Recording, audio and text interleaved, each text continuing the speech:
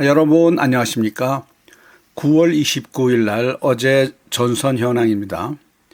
어제는 굴야이볼레, 이 굴야이볼레는 남부전선과 동부전선이 맞붙이는 곳에 있는데 이 굴야이볼레 전선이 상당히 활성화됐습니다.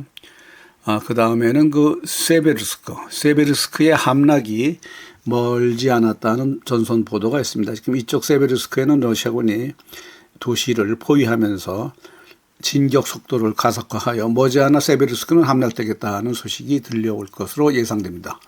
이 굴야이볼레 전선에 대해서 좀 더 자세히 보도해 드리겠습니다. 이 굴야이볼레는 원래는 남부전선, 이 굴야이볼레를 통하면 크림반도로 갈 수 있습니다. 그래서 상당히 중요한 전략적인 도시인데 이 굴야이볼레 그 위쪽으로 사실은 이곳은 드네프로주 경계선입니다. 그래서 요즘 지도를 보시면 베르보베라고 있습니다. 베르보베. 어제 이 지역으로 러시아군이 진격을 4km 이상 했습니다. 이 베르보베를 지나가서 서쪽으로 비시네베, 그 다음 다니로브카까지 가게 되면 약 10km, 다니로브카까지 만일 러시아군이 진격되면은 바로 아래쪽으로 연결되는 굴야이볼레 도로가 나옵니다. 이렇게 되면은 러시아군이 손쉽게 이 굴야이볼레로 접근할 수 있게 되고 드네프로주 경계 지역에 상당히 서쪽으로 진격하면 동시에 남쪽으로 굴야이볼레까지 진격할 수 있다. 이렇게 해서 어제 상당히 그 전선이 이쪽 지역에 활발하게 지금 러시아군의 진격 보도가 있었습니다. 그래서 이것을 다른 전황지 분석가는 이 지도로 이렇게 현재 러시아군이 이렇게 서쪽으로 진격하면서 굴야이볼레로 가게 되면 현재 전체적으로 이 지역을 러시아군이 장악할 수 있다라는 이제 전황 보도를 하기도 합니다. 그래서 이 굴야이볼레를 러시아군이 장악하게 되면 이제는 남부전선의 왼쪽에 그 아레호바 또 더 나가면은 이제 자파로제 전선입니다. 그래서 자파로제 도시까지 상당히 그 전체적으로 이 남부전선 전체 전선의 그 균형추를 깨뜨리는 러시아군 쪽으로 균형추가 옮아가는 그러한 중요한 분기점에 있다. 그래서 현재 어제 이쪽 그 드네프로주 경계 쪽에 그 러시아군의 그 진격 속도, 진격이 상당히 그 놀랄만하다. 이래서 굴야이볼레가 머지않아 러시아군의 작전 영역에 들어오게 됐다라는 전황 보도가 있었습니다. 그 다음은 계속해서 관심을 갖고 있는 도브레폴라 전선입니다.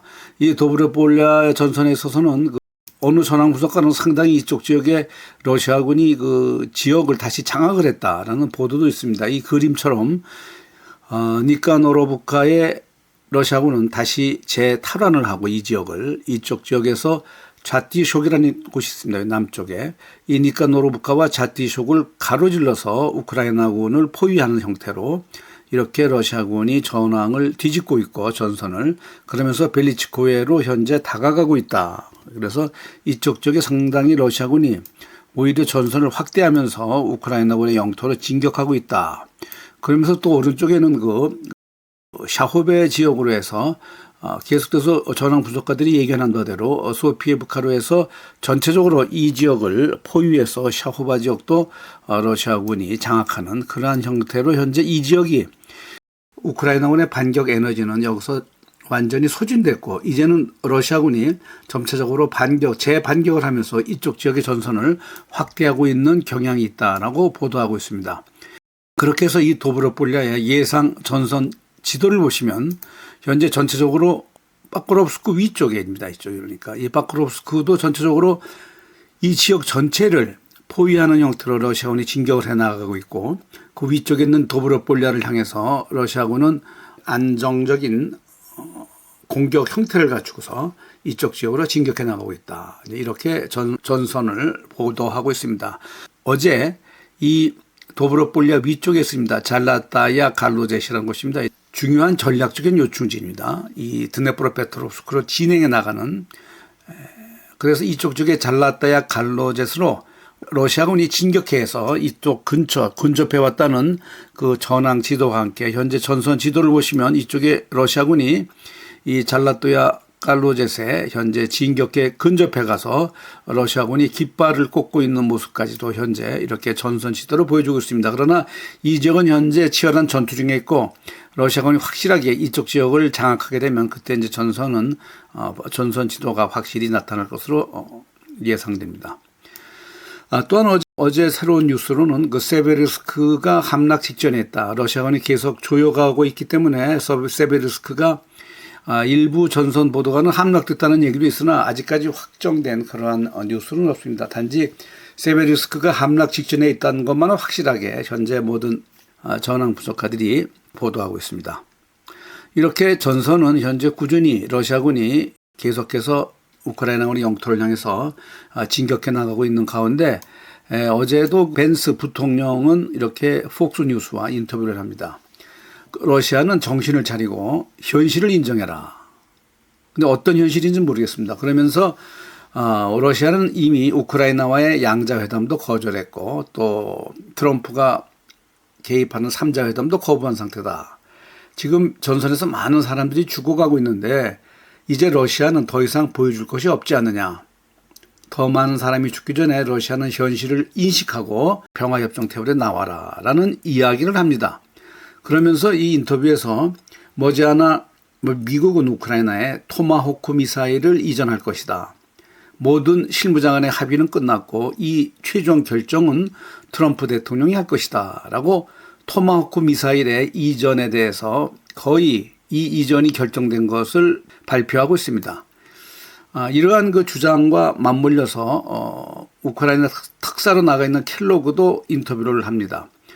이 우크라이나 전쟁은 이제는 세계적인 전쟁으로 갈등으로 확대될 수 있다. 왜냐하면 이것이 2차 세계대전 이후에 유럽에서 일어난 가장 커다란 전쟁이자 큰 두 영토를 가지고 있는 국가 간의 전쟁이다. 그러면 이 전쟁에서 모든 지금 국가의 전쟁이 이쪽으로 지금 집결되고 있다.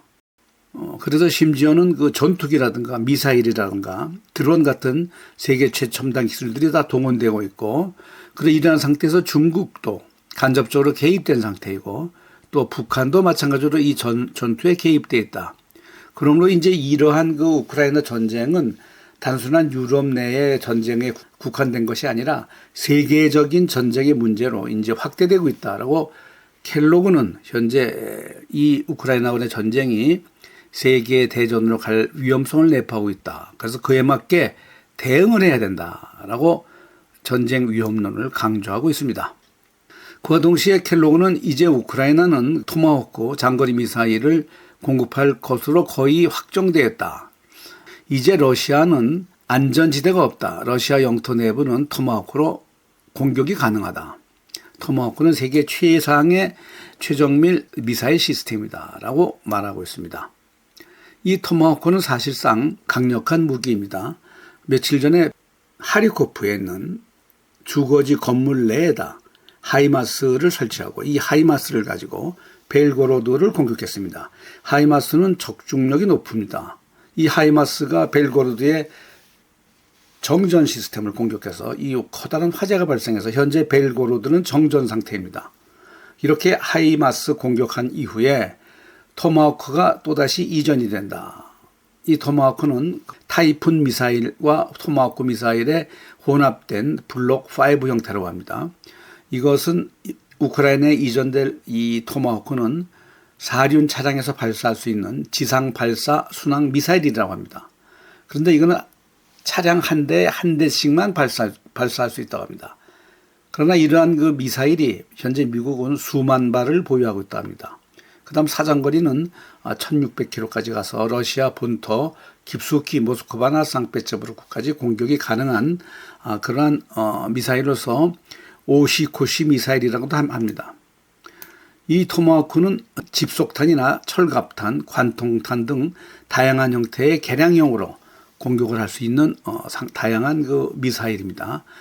그런데 이 러시아 레이더에 이 토마호크는 탐지된다고 합니다. 토마호크의 속도가 800km 시속으로 가기 때문에 러시아의 대방공 미사일로는 충분히 탐지가 가능해서 요격이 가능하다고 합니다. 그러나 현재 미국은 F-16 전투기를 우크라이나에 공급해줬고 하이마스 미사일을 공급해줬으며 아타캄스와 아울러 이제는 토마호크까지 미국의 가장 마지막 남아있는 최고 성능의 미사일까지 우크라이나로 이전해주고 있는 실정입니다. 그런데 미 국방부는 이 패트리어트 미사일 SM-6과 LRASM 또 JASM 그다음 PRSM 등 12개의 핵심 무기들을 생산량을 2배에서 4배로 증산을 하라고 각 방위산업체에 협조전을 보냈다고 합니다. 이것은 중국 전쟁에 대비하는 것이라고 하는데 록히드 마틴이나 레이시온, 보잉이나 노스롭 등 방위산업체에서는 현재 긴급히 인력을 채용하고 생산 능력을 확대하고 있다고 합니다. 그래서 6개월에서 24개월 이내에 이 모든 이 방위산업에 관련된 부품 생산량도 2.5배로 증산을 하고 그러므로 해가지고 민간 자본도 더 유치해야 되고 또 라이센스도 확보하는 등 미국의 방위 군산 산업체는 현재 화랑의 상태로 이 국방부의 주문에 발맞추어서 생산량을 증가하고 있다고 합니다.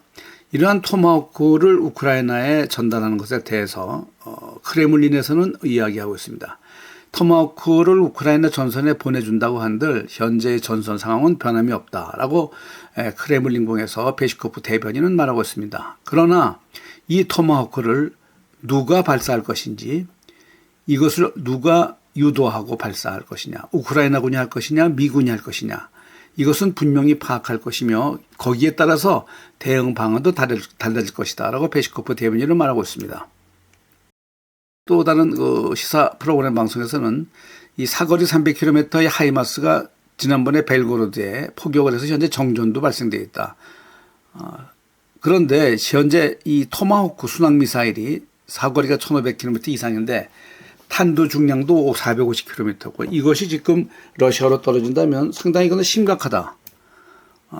그래서 러시아 깊숙한 곳에 떨어질 경우에 그러나 이제 러시아에서는 S-300이나 400 대공 미사일로 이 정도의 토마호크 미사일 요격은 가능하다.